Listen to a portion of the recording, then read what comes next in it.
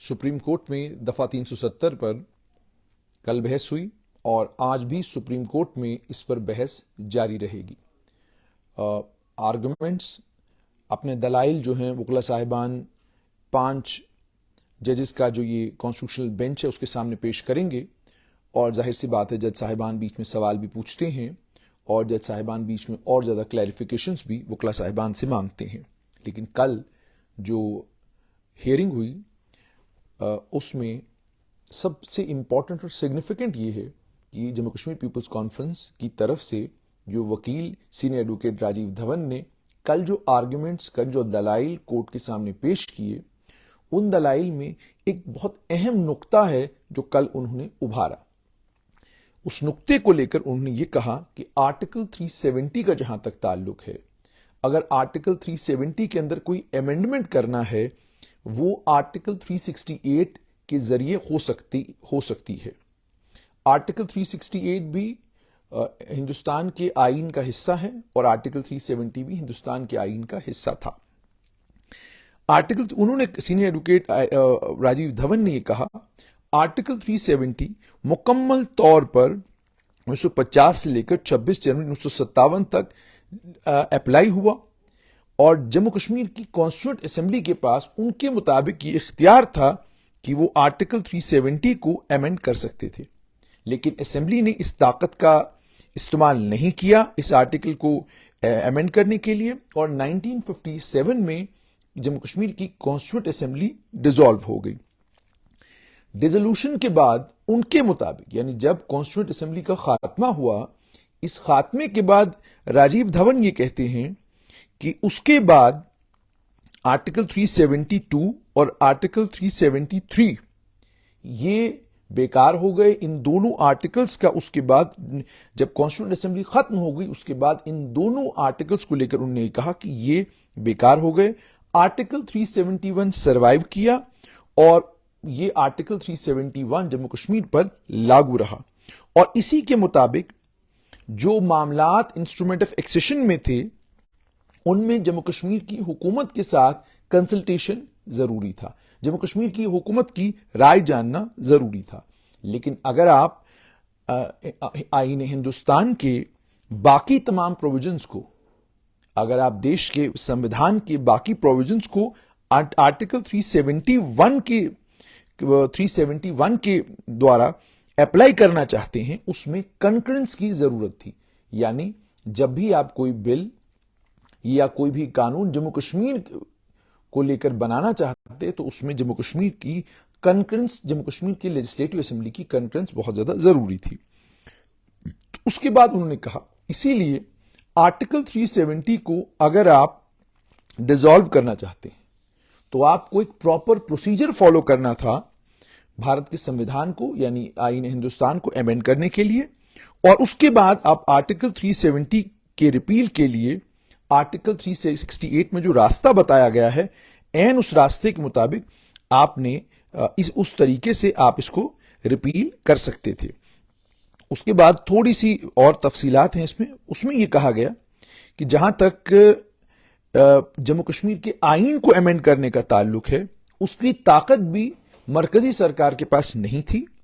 वो सेक्शन 147 जो जम्मू कश्मीर के आईन का था, उस सेक्शन 147 में बताया गया था कि किस तरीके से आप जो हैं जम्मू कश्मीर के आईन को, जम्मू कश्मीर के कॉन्स्टिट्यूशन को अमेंड कर सकते हैं। अब अगर थोड़ी सी नजर हम उस सेक्शन 147, वो जो आईन जम्मू कश्मीर का खत्म हुआ है, उस सेक्शन 147 पर नजर दौड़ाते हैं, उसमें यह कहा गया है कि अगर जम्मू कश्मीर के आईन के अंदर सेक्शन 147 जम्मू कश्मीर के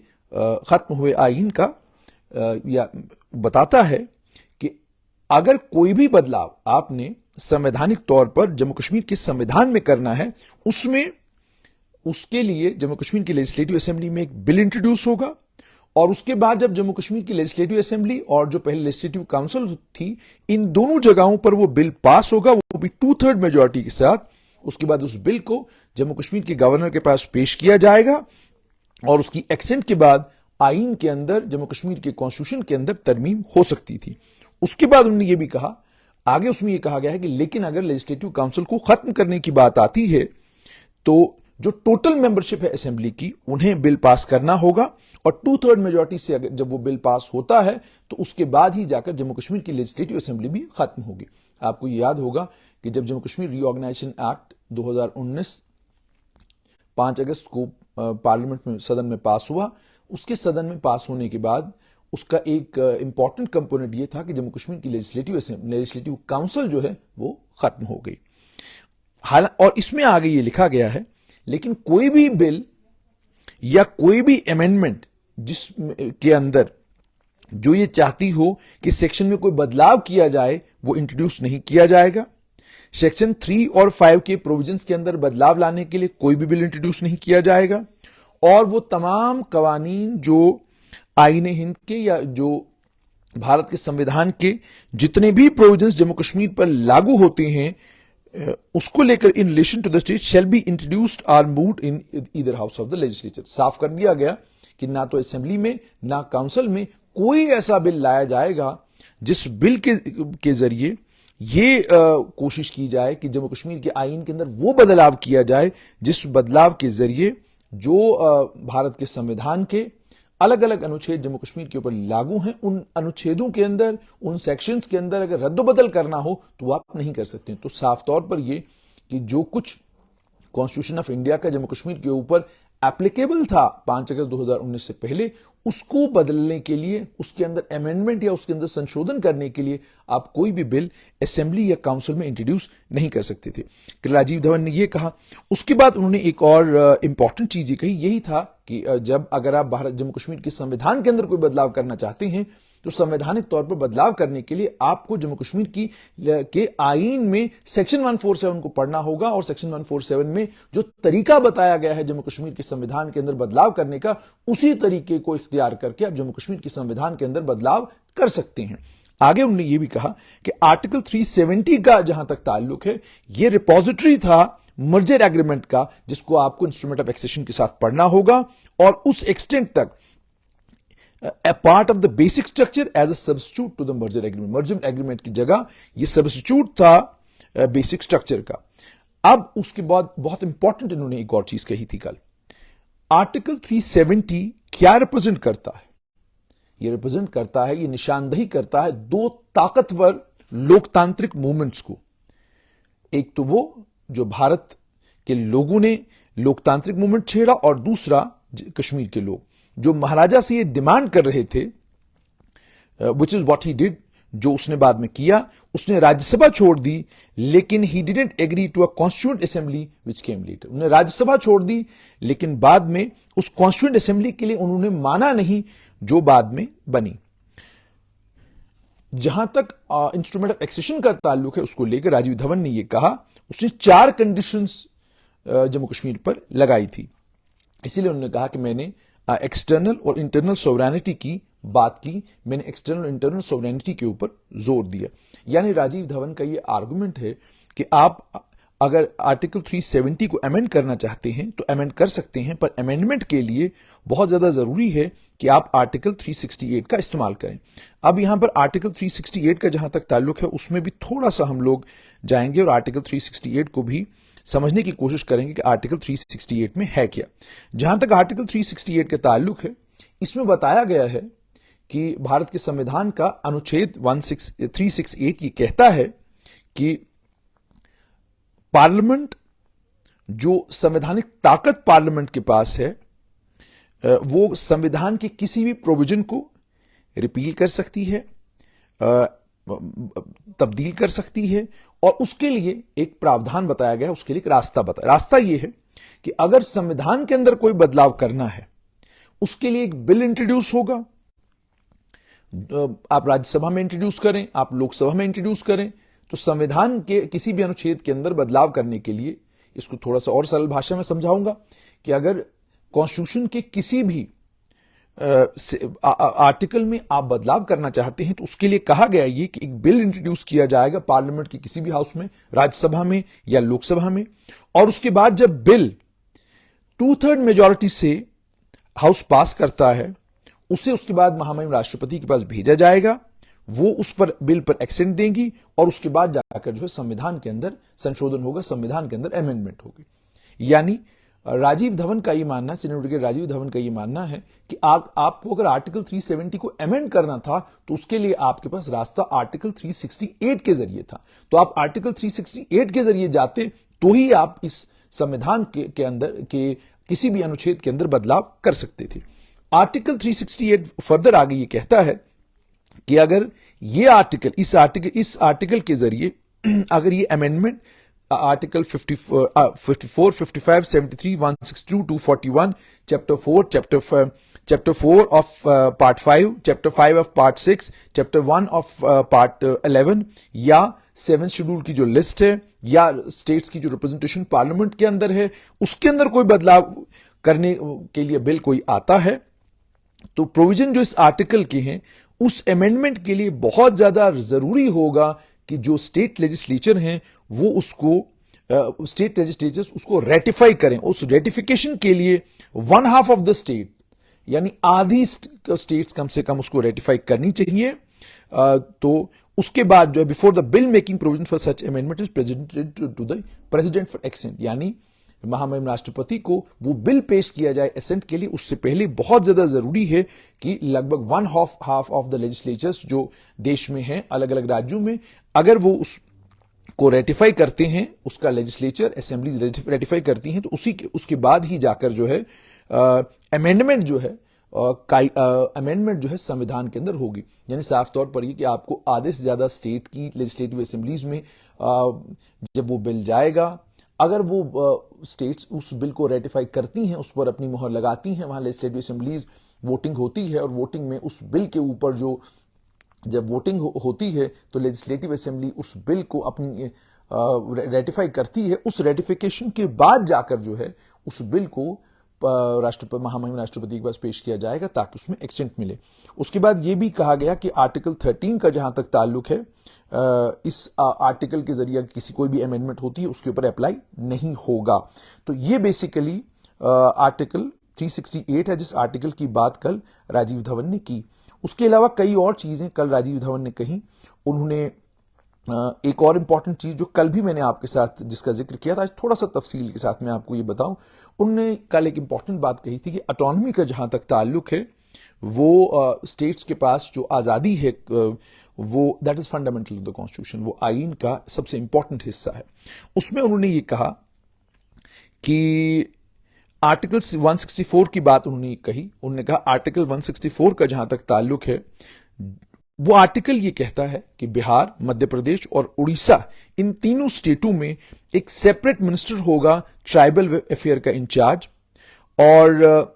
वो शेड्यूल कास्टों के वेलफेयर का इंचार्ज भी होगा और बैकवर्ड क्लासेस का भी इंचार्ज होगा और उसके अलावा अगर उसको कोई काम दिया जाता है। फिर आगे उन्होंने आर्टिकल 371 और 371A से लेकर 371J तक की बात की जिसमें अलग अलग स्टेट्स के लिए प्रोविजंस बनाए गए हैं, उसमें स्पेशल प्रोविजंस है अलग अलग राज्यों के लिए। उसमें फिर उसके बाद उन्होंने बात की कही, उन्होंने कहा आर्टिकल 371 गुजरात और महाराष्ट्र के लिए प्रोविजन स्पेशल प्रोविजन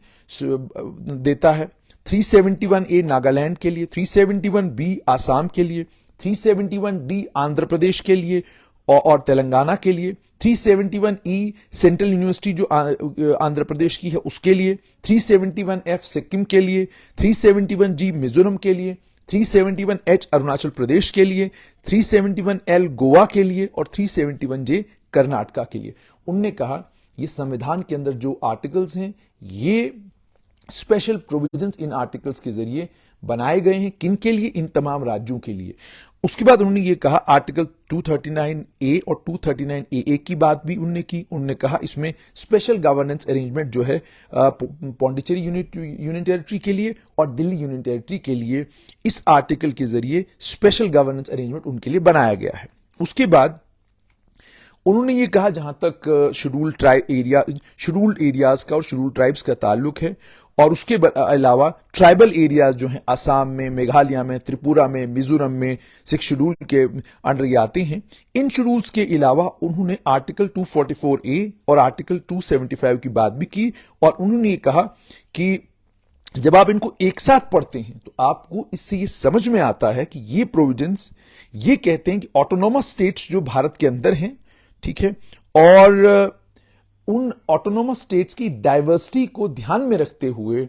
संविधान के अंदर कुछ खास प्रावधान बनाए किए गए हैं इन तमाम रीजन्स की डाइवर्सिटी को, इन तमाम रीजन्स की जो स्पेशलिटी है उसको ध्यान में रखते हुए। उसके बाद उन्होंने ये कहा कि संविधान के अंदर बोडोलैंड का जिक्र है, नागालैंड में ऑटोनोमस काउंसिल्स हैं। तो उन्होंने कहा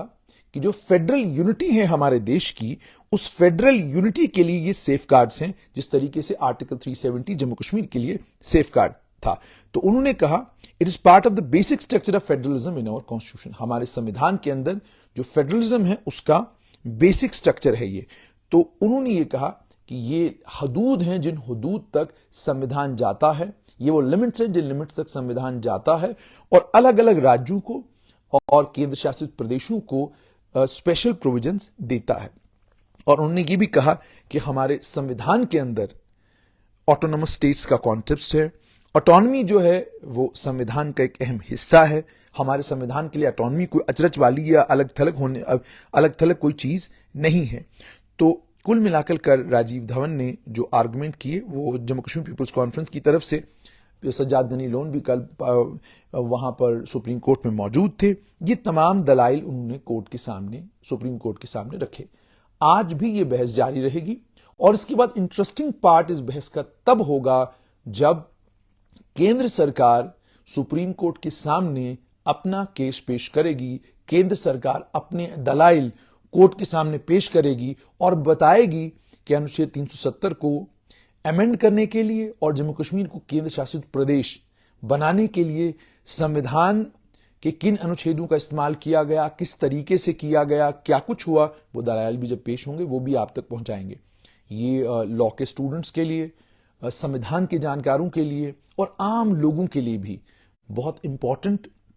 और बहुत सिग्निफिकेंट केस है जो इस समय सुप्रीम कोर्ट में चल रहा है,